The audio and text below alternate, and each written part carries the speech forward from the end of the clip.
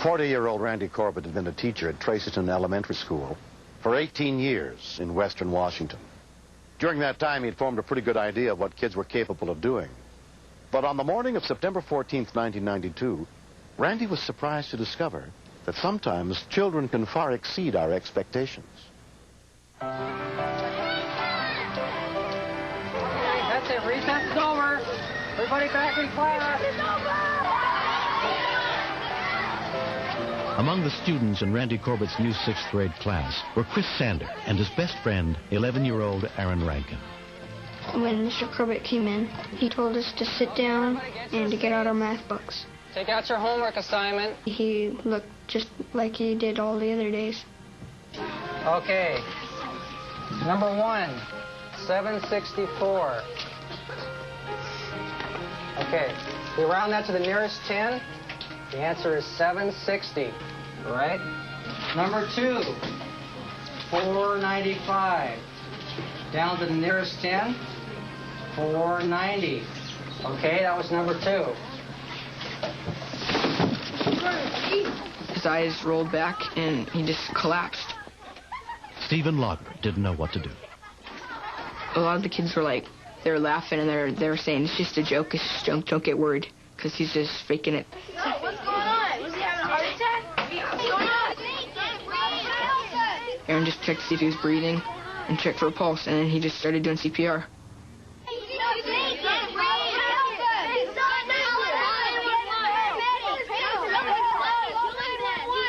My dad's a paramedic, and my mom's a nurse.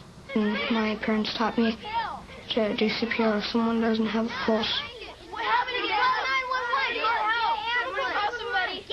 I was scared because I figured he might not live. I was just running really hard and I was sweating because I just was thinking the faster I get there, then the sooner he'll get help and the more chance I'll have of living. Mr. Corbett's collapsed. Where? In our classroom. He just fell over.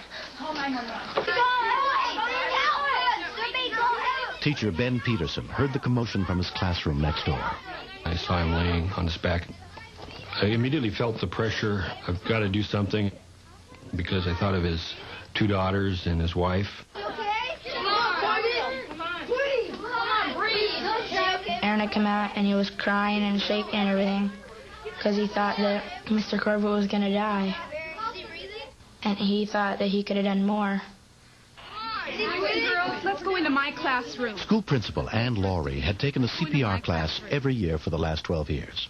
When I ran into the classroom and realized that there was something awful and real happening, some of the old trainings kicked in. 2, 3, 4, 5. Come on, Randy. 1. And that was probably one of the most frightening things that I've ever done. 5.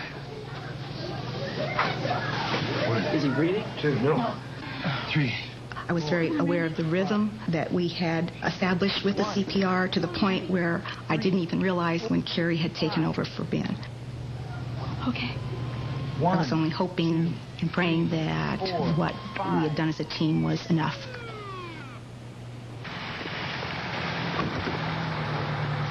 Within 6 minutes of Randy Corbett's collapse, rescue units with Kitsap County Fire District 15 arrived, including EMT Brian Dansky. When we first pulled into the school, the first thing I noticed was the sign on the window that said Mr. Corbett. Instantly, that rang a bell that used to be my 6th grade teacher. I had no idea who it was actually that was down in the classroom until I moved around to his head to assist him in ventilations, and I saw that it was Mr. Corbett. Come on, Randy. I've done CPR on quite a few people, and you always want to save the person. But when you know the person, it's just that much extra that you want this person to survive. Okay, still on V-fib. We're charging. Everybody stand clear. Clear. Clear. Shocking. Okay, and check for pulse. No pulse. The time that the paramedics were working on Randy were the scariest and most frightening and most horrifying 17 minutes of my life. Everybody stand clear. Clear. Clear. Shocking. I wanted the paramedics to be done, and I wanted the happy ending to be right then and there. Still in V-fib. We're going to charge. Come on, Randy. Everybody stand clear. Clear. Shocking. Check for a pulse. Come on, Randy. We have a pulse. Okay, let's get a blood pressure on him. Right after the fish shock, we got a rhythm back, and he started to breathe somewhat on his own. You're up. Way to go, Randy. 36. Randy was hospitalized for 7 days. The doctors determined that he suffers from an inherited condition which causes the electrical currents in his heart to malfunction and led to his cardiac arrest.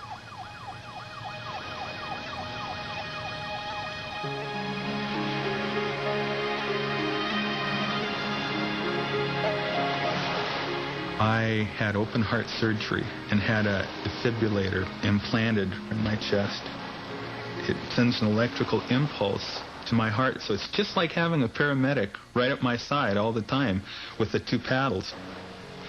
I don't look at it as something of fear. It's keeping me alive, so it's something to really be happy about.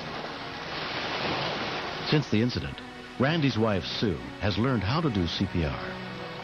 He was lucky if this had to happen, that it happened at school. Aaron acted so quickly, and the other students and the principal and the teachers did what they needed to do, and I'm sure that saved his life. During Randy's recovery, Aaron visited him and brought get well cards from the whole class. Thanks. They told me that if I hadn't done CPR, he might not have lived. Before I thought, oh, it'll never happen to me. I'm Sue Corbett. But now I know that it could happen to anyone. Thanks for doing such a good job. I was proud of myself, and I was glad that I was there that day. The American Heart Association and the school district honored Aaron for saving his teacher's life. The fact that he reacted so quickly in getting oxygen to Randy's brain set the stage for a successful ending. We're going to have all our 6th grade students trained in CPR. We're here to learn CPR, and what I'm going to do is demonstrate the steps in initiating CPR, just like Aaron did on Mr. Corbett. I believe that all children should be taught CPR all over the United States in school. I shake and shout, hey, are you okay? And if they're taught, there'll be a lot of lives saved. 6 weeks after his cardiac arrest, Randy Corbett was ready to return to his teaching job. Hi.